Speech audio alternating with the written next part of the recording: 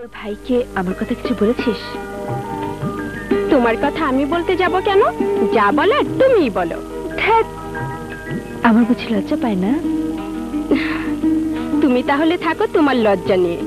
আমি আমার ভাইয়ার জন্য সুন্দরী একটা ভাবি খুঁজছি। দেবো একটা থাপ্পড়। আমি ছাড়া অন্য কেউ এ ঘরের বউ হয়ে এলে তার লাশ ফেলে দেবো না। আহা বাবা, আমি তো ঠাট্টা করছি। কোথায় আন্দোলন? কোথায় আন্দোলন? কোথায়? কি রে মুরাদ? পেয়েছি। আজ তোর একদিন জামার একদিন।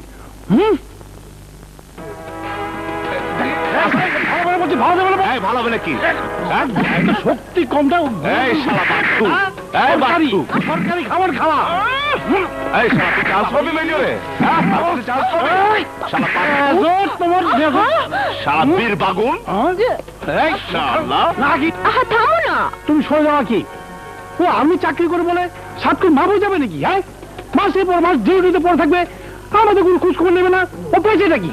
কেন তোর এত টান থাকলে নিজে এসে ক্যান্টনমেন্টে দেখা করতে পারিস না? এইসব লোক দেখানো ভাব আমাকে দেখাবি না। যা শালা।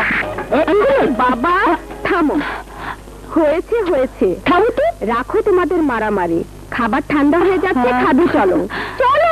না, এর ফয়সালা না করে আমি এক পরে ভুলে যাই যে ওর একটা বোন আছে আর আমি ওর একটা বন্ধু আছে।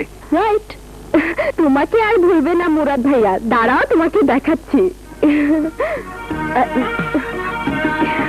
এই দেখো, ভাইয়া আমাকে মোবাইল ফোন দিয়েছে। আমি ভাইয়া বললেই ভাইয়ার সাথে কথা বলতে পারবো। এতদিনে তুই এটা কাজের মতো কাজ করলি, সব বস বেটা। আরে এটা তো সামান্য।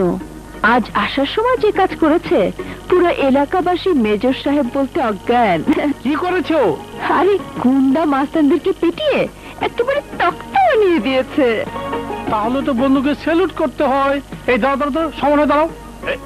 এই হ্যাঁ, ওকে, 1 2 3।